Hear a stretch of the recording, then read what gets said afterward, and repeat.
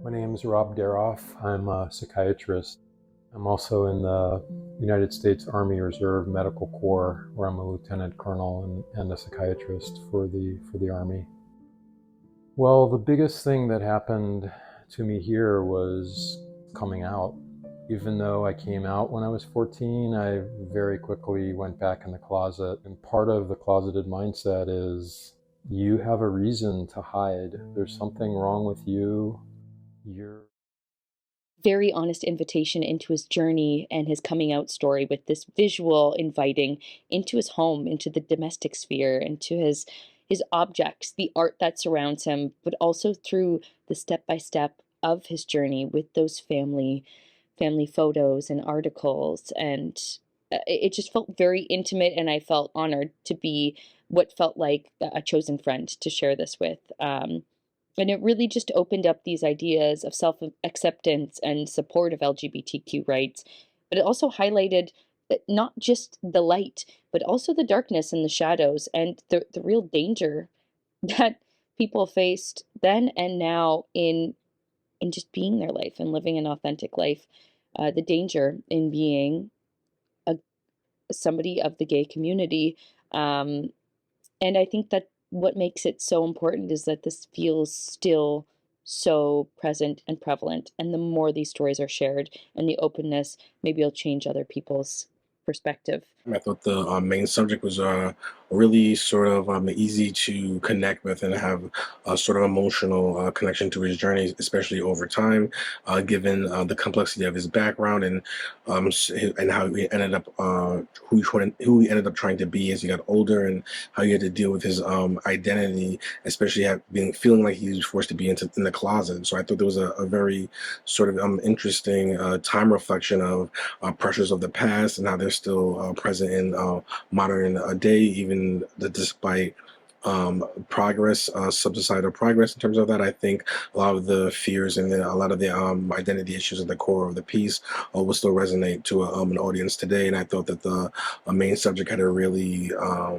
engaging way in sort of reflecting both sort of the joys of finding himself and finding community in the paper, I believe, and his young adolescent approach to being a gay man, and sort of the dangers as well, and the frightening dynamics. There was a story towards the end about a man who sort of conned him in a manner to threaten him and to scare him.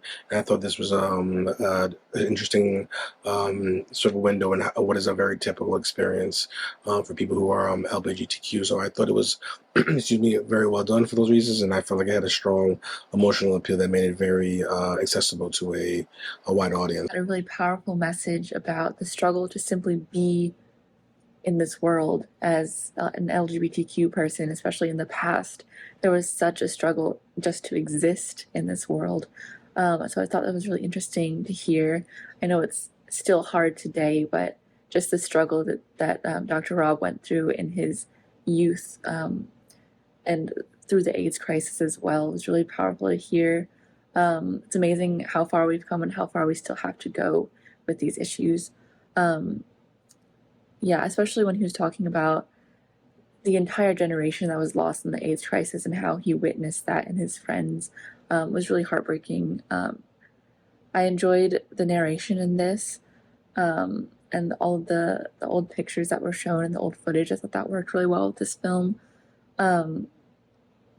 Yeah, and I thought Dr. Rob did a great job of telling us about his experience and, getting that message out that everyone is deserving of happiness and that shouldn't be something that you have to fight for. While it's incredibly sad and heartbreaking to remember all of those that we lost to the AIDS epidemic, it is inspiring and heartening, very much so, to see the survivors being able to tell those stories, the stories of those lost, so that their stories are never completely lost to history, nor should they be. And I think that's what's beautifully exemplified here in this piece. Someone speaking queer history into the earth and recording it so that it may never be forgotten. Somber, but also very important profile, because it reminds you of a very unfortunate reality that a lot of people in the LGBT community have to live through, which is the fact that there are many people in this world who are not accepting of who they are and who they love. Um, I think it's also very important to realize that your words have more power than you think they do. I know when we grow up, we're taught, oh, sticks and stones, but threatening someone's life has very serious connotations. Um, while you may think nothing of it because you go on with your day, you basically put a person in a state of anxiety, stress, fear, terror.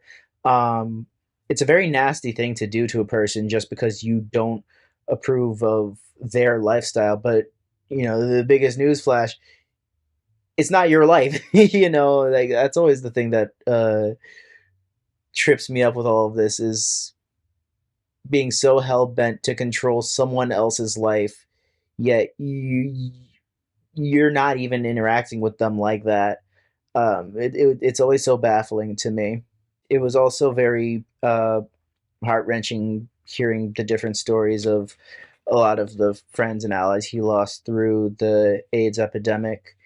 But yeah, again, this was a very somber but important tale because it's a reminder that there's still a lot of work to be done. Loved how open he was with his story, but also how well he explained his experiences, and it wasn't all one thing or the other. It was, I did come out when I was young, but then he wasn't ready, or things happened and he immediately kind of went, as he phrased it, like went back into the closet. And then what happened throughout his life that kind of inspired him to make that fully committed out of the closet journey. And then what that was like, from like this great supportive, relationship with his professor, to wanting to really be involved and give back to the community, to the scary shit that went along with that, and having to navigate and deal with that, and how he didn't let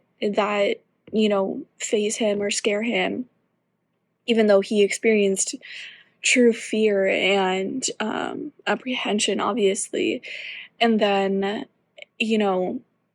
so I really loved how he went through his whole experience. And then I like that, again, he also touched on HIV and AIDS, something that he wasn't personally affected by, but that did have an effect on him, not just because he's a member of the community, not just because he, was a counselor and was around that, but because he had friends. He didn't himself, but like he had friends that went through it, and people that he knew that were suddenly not there anymore. And the way that he approached it, with giving such an open account, with what he would kind of tell his younger self, with how vulnerable he was and how real he was about the great experiences and the terrible experiences, I thought was really, really beautiful, really, really inspiring.